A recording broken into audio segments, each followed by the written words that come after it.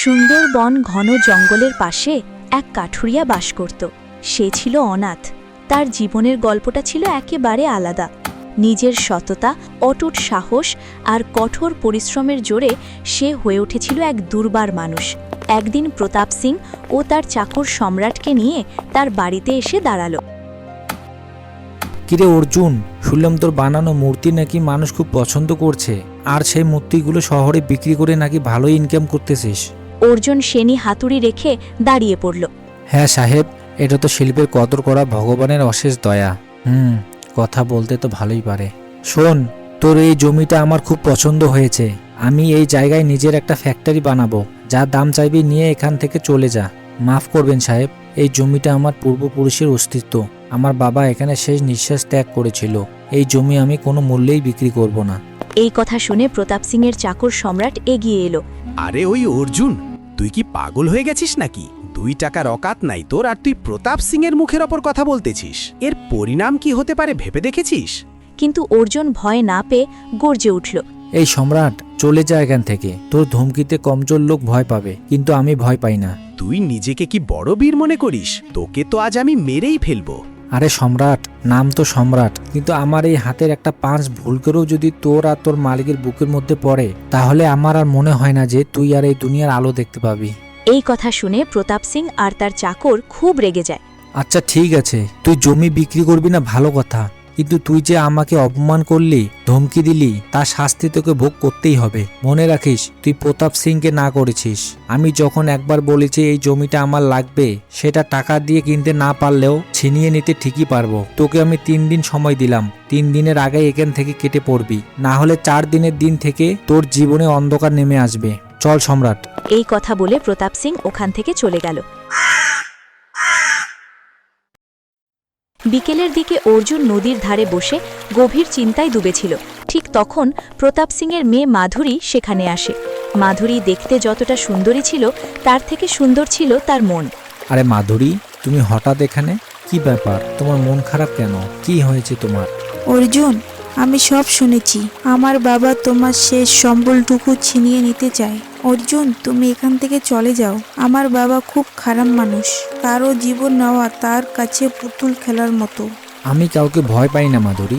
আমার রগে পানি নয়, রক্ত চলাচল করে। আর তোমার বাবাকে দেখে আমার কোনো ভয় লাগে না। আর এই গ্রামে কেউ না কেউ একজন তো থাকবেই অন্যায়ের বিরুদ্ধে প্রতিবাদ করার জন্য। কিন্তু তুমি এত ভয় পাচ্ছ কেন? আমার বাবা আমার সাথে ভালোভাবে কথাই বলে না। আমার মনে হয় আমি তার নিজের মেয়ে নয়, সৎ মেয়ে। কিন্তু সত্যটা হলো, মা মারা যাওয়ার পর বাবা এরকম অমানুষ হয়ে গেছে। তোমার বাবা অমানুষ হোক আর ভালো মানুষ, তা দেখে আমি কি করব? আমার জমি আমি বিক্রি করব না, সোজা কথা। তুমি এখান থেকে চলে যাও, কেউ দেখে ফেললে সর্বনাশ হয়ে যাবে। মাধুরী অর্জুনকে মনে মনে খুব ভালোবাসত, কিন্তু তার বাবার ভয় ভালোবাসার মাঝখানে বড় দেওয়াল হয়ে ওঠে। অর্জুন, আমার বাবা খুব খারাপ মানুষ। তুমি একটু সাবধানে থেকো। তুমি চিন্তা করো না, তোমার বাবা ও তার পোষা গুন্ডা আমার কিছুই করতে পারবে না। এতটুকু বলে অর্জুন ওখান থেকে চলে যায়। কিছুক্ষণ পর মাধুরী তার বাংলোতে ফিরে আসে। এদিকে প্রতাপ সিং আর তার চাকর সম্রাট প্ল্যান করতে থাকে কি করে অর্জুনকে মারা যায়। সম্রাট, অর্জুনের ব্যবহার আমার হজম হচ্ছে না। অর্জুনকে যেভাবেই হোক থামাতে হবে, না হলে এই পুরো গ্রামের মধ্যে এই একটা মানুষের কাছে আমার মাথা নত করে থাকতে হবে। আমি শুধু এই কথাটা শোনার অপেক্ষায় ছিলাম মালিক। ওর গল্পটা কালকে শেষ করে দেব। নদীর সাইডে সেই ঝোপড়িতে নিয়ে যাব রাতের বেলা। ওখানে কেউ থাকে না। ওখানে মেরে লাশটা নদীতে ভাসিয়ে দেব, কেউ টেরও পাবে না। না সম্রাট, এই কাজটা বুদ্ধি খাটিয়ে করতে লাগবে। এত তাড়াহুড়া করা যাবে না। অর্জুন অনাথ হলেও ওর শরীরে জোর আছে, আর গ্রামে সবাই তাকে খুব ভালোবাসে। শোন সম্রাট, অর্জুন কাঠ কেটে মূর্তি বানায়, আর এই কাঠ সেই গভীর জঙ্গলের ভিতর থেকে কেটে নিয়ে আসে। আর জঙ্গলের ভিতরে হিংস্র প্রাণীর খুব ভয় থাকে। তুই এক কাজ কর, সেই জঙ্গলের ভিতরে 2-3 জন লোক রেখে দে। অর্জুন যখন কাঠ আনার জন্য ভিতরে ঢুকবে, ঠিক তখনই তার উপর হামলা চালু হবে। আর গ্রামে খবরটা এইভাবে ছড়িয়ে দিবি যে জঙ্গলের হিংস্র প্রাণী অর্জুনকে মেরে ফেলেছে। এভাবে কাজ করলে সাপ মরবে আর লাঠিও ভাঙবে না। তারপর এই গ্রামে আমার মুখের উপর কথা বলার মতো আর কেউ থাকবে না। আর এইদিকে অর্জুনের জমিটাও আমার হয়ে যাবে। বাহ, খুব ভালো বুদ্ধি বের করেছেন। এই বুদ্ধিটা অনেক আগে বের করার দরকার ছিল। আপনি কোনো চিন্তা করবেন না, আজকেই আমার লোক তার পিছনে লাগিয়ে দিব। পরের দিনের সকালটা হালকা ঠান্ডা ছিল। অর্জুন সেই জঙ্গলের ভিতর ভালো মানের কাঠ কাটার জন্য বেরিয়ে পড়ে। জঙ্গলের রাস্তাগুলো একদম শুনশান ছিল। এটা দেখে অর্জুনের মনে একটু ভয় জমে যায়। সে এক মনে রাস্তা দিয়ে যেতেই থাকে। হঠাৎ জঙ্গলের ঝুপড়িগুলো কেমন যেন নড়াচড়া করতে লাগলো। এটা দেখে অর্জুন ভয়ে দাঁড়িয়ে পড়ল। সে ভাবল মনে হয় কোনো হিংস্র প্রাণী লুকিয়ে আছে। ঠিক তখনই একটা হরিণের বাচ্চা অচানকভাবে অর্জুনের সামনে আসে। আজকে যেও না, জঙ্গলে যেও না অর্জুন। জঙ্গলের ভিতর তোমার মরণ তোমার জন্য অপেক্ষা করছে।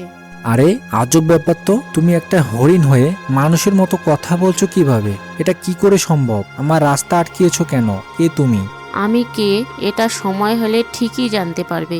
আমি তোমাকে কেন বিশ্বাস করব? হরিণ কোনোদিনও মানুষের মতো কথা বলতে পারে না। সময় হলে আমি তোমাকে সব খুলে বলবো। প্রতাপ সিং আর তার চাকর বিক্রম তোমাকে মারার জন্য জঙ্গলের ভিতর প্ল্যান করে রেখেছে। আমি নিজের কানে এটা শুনেছি।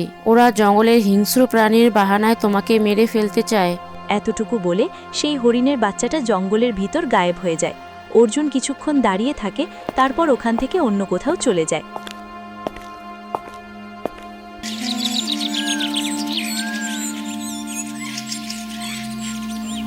সন্ধ্যার সময় প্রতাপ সিংয়ের বাংলোয় দুজন গুন্ডা মাথা নত করে দাঁড়িয়ে থাকে। প্রতাপ সিং রাগে ফায়ার হয়ে যায়।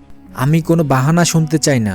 অর্জুন জঙ্গলের ভিতর যায় নাই, এটা কি করে সম্ভব? আমার খবর ভুল হতে পারে না।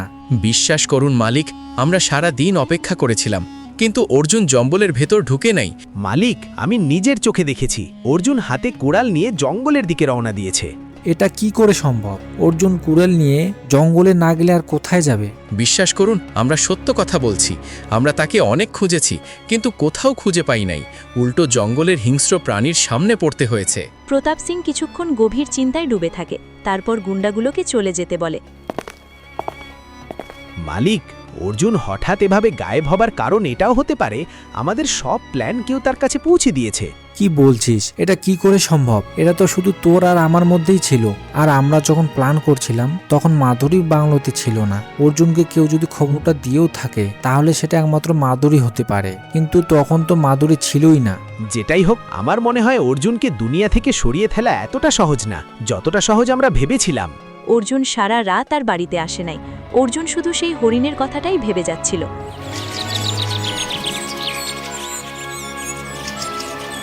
পরের দিন সকালে অর্জুন বাড়ি ফেরার সময় তার জীবনের চিন্তা না করে সেই জায়গায় আসে যেখানে সেই হরিণটা গায়েব হয়ে গিয়েছিল। কে তুমি? আমার সামনে আসো। আমি জানি তুমি এখানেই কোথাও আছো। তুমি প্রতাপ সিং এর সব খবর কি করে জানো? জঙ্গলের ঝুপড়িগুলো আবার নড়াচড়া করতে থাকে আর সেই হরিণ আবার বেরিয়ে আসে। তোমার খুব সাহস দেখছি। যদি প্রতাপ সিংয়ের গুন্ডা তোমাকে দেখে ফেলতো তাহলে সর্বনাশ হয়ে যেত। আমি আমার মরণের ভয় পাই না। সত্যিটা কি আমি এটা জানতে চাই। একটা হরিণের বাচ্চা কি করে কথা বলতে পারে? তুমি কে? আমাকে এটা জানতেই হবে। অর্জুন, আমি কে এটা জানার সঠিক সময় এখনো আসে নাই। আমি কোনো হরিণের বাচ্চা নই। আমি এখনই যদি তোমাকে সবকিছু খুলে বলি তাহলে ওসব কিছুই করতে পারবে না, যেগুলো শুধু তোমাকেই করতে হবে। আমি শুধু এটাই বলতে পারবো যে তোমার শত্রু আর আমার শত্রু একই ব্যক্তি। তাহলে এখান থেকে বাঁচার উপায় কি? কি এমন রহস্য লুকিয়ে আছে? আমাকে ভালোভাবে বুঝিয়ে বলো। ঠিক আছে, তাহলে তুমি আমার সাথে চলো। হরিণের বাচ্চাটা অর্জুনকে জঙ্গলের এক অন্ধকার কোণে নিয়ে আসে। এখানে এক সাধু বাবা ধ্যানে ডুবে আছে। হরিণের বাচ্চাটা সাধু বাবার কাছে আসার সাথে সাথে তার চোখ খুলে ফেলে। হরিণের বাচ্চাটিকে দেখেই তার মুখে একটা হাসি চলে আসে। তুমি এসেছো অনন্যা। আমি জানতাম তুমি একদিন না একদিন আমার কাছে আসবেই। 12 বছরের অভিশাপ আজকে শেষ হতে চলেছে। সাধু বাবা, আপনি একে দেখেই চিনে ফেললেন? আপনি কি জানেন এই হরিণটাকে? অর্জুন, আমি খারাপ মানুষ না, কিন্তু আমি যাকে একবার রেগে অভিশাপ দিয়ে দিই তার দুঃখটা আমি সবসময় অনুভব করি। এটা কোনো সাধারণ হরিণের বাচ্চা নয়। মহারাজ, অর্জুন আমাকে সাহায্য করতে চায়। দয়া করে আপনি এনাকে রাস্তা দেখিয়ে দিন। রাস্তা এতটা সহজ নয়। কাল পাহাড়ের গুহার ভেতরে সেই নীল ব্রহ্মা কমল ফুলটি রয়েছে, কিন্তু সেটাকে ছিনিয়ে আনা এতটাও সহজ না। আমি সব ধরনের ঝুঁকি নিতে রাজি আছি মহারাজ। আমার জীবনও দিতে প্রস্তুত আছি। ওখানে সেই কাল গুহা সেই ফুলটিকে রক্ষা করে এক অদৃশ্য রক্ষক। এই অদৃশ্য রক্ষককে কেউ দেখতে পারে না, কিন্তু তার আওয়াজ যেন সবকিছুকেই ছিঁড়ে ফেলতে চায়। তাহলে কি তার সাথে আমার যুদ্ধ করতে হবে? না, যুদ্ধ করে তুমি তাকে হারাতে পারবে না। ওই রক্ষক তোমাকে 3টি প্রশ্ন করবে। প্রথম প্রশ্ন এই দুনিয়া নিয়ে, দ্বিতীয় প্রশ্ন তোমার চরিত্রের পরীক্ষা দিতে হবে, আর তৃতীয় প্রশ্ন তোমার বুদ্ধির হবে। আর আমি যদি উত্তর দিতে না পারি তাহলে কি হবে? তাহলে তুমি সাথে সাথে পাথরের মূর্তি হয়ে যাবে, আর অনন্যা সারা জীবনের জন্য জানোয়ার হয়েই থাকবে। আমি রাজি আছি মহারাজ। আমি আমার সর্বশক্তি ও বুদ্ধি দিয়ে সে 3টি প্রশ্ন উত্তর দিয়েই ফিরে আসব। তোমার জয় হোক। যাও, সন্দেহ হবার আগেই ফিরে আসতে হবে। সাধু বাবার আশীর্বাদ নিয়ে অর্জুন আর সেই হরিণ সেই কাল পাহাড়ের দিকে রওনা দেয়। অর্জুনের মাথায় সেই 3টি প্রশ্ন ঘুরতে থাকে, যেটার উত্তর তাকে দিতে হবে। অর্জুন আর হরিণ কাল পাহাড়ের সামনে এসে দাঁড়ালো। সামনে একটা অদ্ভুত গুহা দেখতে পায়। অর্জুন যখন গুহার ভিতরে ঢোকার জন্য পা ফেলতে যায়, তখনই সেই রহস্য রক্ষকের আওয়াজ আসতে থাকে। ওখানে দাঁড়াও মানুষ, এটা কাল গুহা। এখানে বুদ্ধি আর চরিত্রের পরীক্ষা হয়। যদি তুমি আমার 3টে প্রশ্নের সঠিক জবাব দিতে পারো তাহলে তুমি ভিতরে প্রবেশ করতে পারবে, কিন্তু যদি একটা প্রশ্নের উত্তরও ভুল হয় তাহলে তোমাকে এখানেই পাথর বানিয়ে রাখবো। আমি রাজি আছি রক্ষক, বলো তোমার কি কি প্রশ্ন করার আছে। মন দিয়ে শোনো আমার কথা। আমার কোনো চোখ নেই, তবু আমি দেখতে পাই। আমার কোনো পা নাই, তবু আমি হাঁটতে পাইনি। আমার কোনো শক্তি নাই, তবু আমি লড়তে পাই। অর্জুন কিছুক্ষণ ভাবে, তারপর উত্তর দিয়ে দেয়। সেটা হলো স্বপ্ন, যেখানে চোখ ছাড়াই সব দেখা যায় আর পা ছাড়াই হাঁটা যায়। সঠিক উত্তর। তোমার দ্বিতীয় প্রশ্ন, ওটা কি এমন জিনিস যে একান্তই তোমার, কিন্তু যেটার ব্যবহার দুনিয়ার সমস্ত মানুষ তোমার থেকে বেশি করে? হরিণটি ভয় পেতে থাকে, কিন্তু অর্জুনের ধ্যান শুধু প্রশ্নটার দিকে ছিল। সেটা হলো আমার নাম, যেটা আমার হলেও আমাকে ডাকার জন্য অন্য মানুষ আমার থেকে বেশি ব্যবহার করে। একদম সঠিক উত্তর। সর্বশেষ প্রশ্ন, যেটার উত্তর দিতে পারলে তুমি ভিতরে প্রবেশ করতে পারবে। ওটা কি এমন জিনিস যেটা ভাঙলে কোনো শব্দ করে না, কিন্তু তার প্রতিধ্বনি সারা জীবন শোনা যায়? যেটাকে জোড়া দেওয়া লোহাকে জোড়া দেওয়ার চেয়েও কঠিন হয়ে যায়। অর্জুন হরিণের দিকে তাকায়। সেটা হলো ভরসা, যেটা ভাঙলে কোনো ধরনের শব্দ শোনা যায় না, কিন্তু মানুষ ভিতর থেকে ভেঙে পড়ে। একদম সঠিক উত্তর। তোমার মন একদম পরিষ্কার, তোমার চরিত্র পবিত্র। যাও মানুষ, আমি তোমাকে পারমিশন দিলাম। রক্ষকের কথা শেষ হতেই অর্জুন গুহার ভিতরে ঢুকে পড়ে। ওখানে এক পাথরের ওপর নীল ব্রহ্মা জ্বলতে থাকে। অর্জুন দেরি না করে খুব সাবধানে সেই ফুলটিকে ছিঁড়ে নিয়ে আসে। অর্জুন সেই জাদুর ফুলটি হরিণের মুখের সামনে রাখে। হরিণটি মজা করে ফুলটি খেয়ে ফেলে। ফুলটি খাওয়ার সাথে সাথে হরিণ তার মানুষের রূপে ফিরে আসে। অর্জুন, আমি অভিশাপ থেকে মুক্তি পেয়ে গেছি। হ্যাঁ, আপনি এখন মুক্তি পেয়ে গেছেন। চলুন, আপনি আমার বাড়ি চলুন। ওখানে কেউ কিছু বলবে না। আমার বাড়ি গেলে আপনাকে খাবার আর নতুন কাপড় দিতে পারবো। এখন অন্তত বলুন আপনি কে? অনন্যা চিন্তা করতে থাকে। সে জানে সে যদি অর্জুনের সাথে যায় তাহলে তার সাথে সাথে অর্জুনের জীবনও ঝুঁকিতে পড়তে পারে। না অর্জুন, আমি তোমার সাথে যেতে পারবো না। কেন? আমার সাথে গেলে তো আপনি সুরক্ষিত থাকবেন। যদি কেউ একজন তোমার সাথে আমাকে দেখে ফেলে তাহলে তো আমার বেঁচে থাকার রিস্ক হয়ে যাবে। তার সাথে সাথে তোমার জীবনটাও ঝুঁকিতে পড়ে যাবে। কেউ যদি দেখে ফেলে তাহলে এই খবরটা সাথে সাথে প্রতাপ সিং এর কাছে পৌঁছে যাবে। তাহলে আপনি কোথায় যাবেন? এই জঙ্গলে একা থাকাটা ঠিক হবে না। আমি 12 বছর ধরে জঙ্গলে আছি। আমি নিজের রক্ষা নিজেই করতে পারবো। ঠিক আছে, তুমি একটু সাবধানে থেকো। এই কথা বলে অর্জুন তার বাড়ি চলে যায়। অর্জুন বাড়ি এসে দেখে মাধুরী তার জন্য অপেক্ষা করছে। মাধুরী খুব টেনশনেও ছিল। অর্জুন, তুমি কোথায় ছিলে? 2 দিন থেকে তোমার কোনো খোঁজ খবর নেই। তোমার বাবা আমাকে মারার জন্য জঙ্গলের ভিতর গুন্ডা ভাড়া করে রেখেছিল। তাদের হাত থেকে বাঁচার জন্য লুকিয়েছিলাম। অর্জুন, আমি তোমাকে অনেকদিন ধরে একটা কথা বলতে চাই। তোমার সততা ও সাহস আমার খুব ভালো লাগে। আমি তোমাকে ভালোবাসি আর তোমাকে বিয়ে করতে চাই। তুমি কি আমাকে বিয়ে করবে? মাধুরী, বিশ্বাস করো, আমি তোমার মুখে এই কথাটা শোনার জন্যই এতদিন অপেক্ষায় ছিলাম। আমিও তোমাকে ভালোবাসি, আর বিয়ে করলে তোমাকেই করব। পরের দিন অর্জুন আর মাধুরী দুজনে বিয়ে করার জন্য মন্দিরে যায়, আর এই খবর সারা গ্রামে ছড়িয়ে পড়ে। তোমরা কি শুনেছ? প্রতাপ সিং এর একমাত্র মেয়ে মাধুরী অর্জুনকে বিয়ে করার জন্য মন্দিরে গেছে। এই কথাটা যখন প্রতাপ সিং আর সম্রাট জানতে পারে, সাথে সাথে আগুনের মতো জ্বলে ওঠে।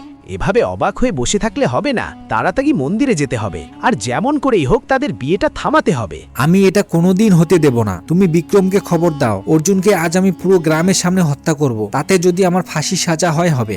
প্রতাপ সিং মন্দিরে গিয়ে দেখে তাদের সাথে এক মহিলা দাঁড়িয়ে আছে। সেই মহিলাটাকে দেখে সবাই ভয়ে কাঁপতে থাকে।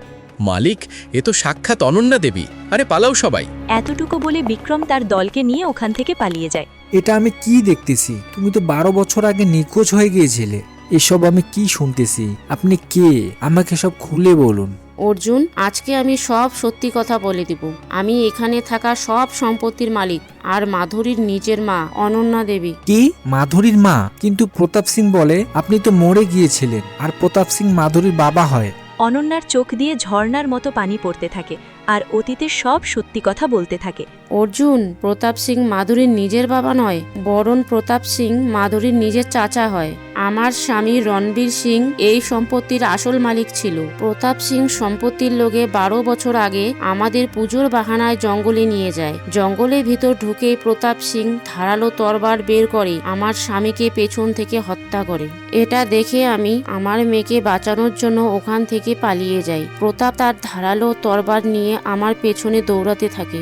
আমি আমার জীবন ছেড়ে দিয়ে আমার মেয়েকে নিয়ে দৌড়াতে থাকি। দৌড়াতে দৌড়াতে গভীর জঙ্গলের ভেতর ঢুকে পড়ি, আর সেখানে এক সাধু বাবা ধ্যানে বসেছিল। আমি তার আচমন পাত্রটি দেখতে না পেয়ে পবিত্র জলগুলি সব ফেলে দেই। সাধুর ধ্যান সাথে সাথে ভেঙে যায়। মূর্খ মহিলা, তুই আমার পবিত্র জল ফেলে দিলি। তুই জানোয়ারের মতো না দেখেই দৌড়েছিলি। তার জন্য আমি তোকে অভিশাপ দিচ্ছি। আজ থেকে তুই জানোয়ার হয়ে যাবি।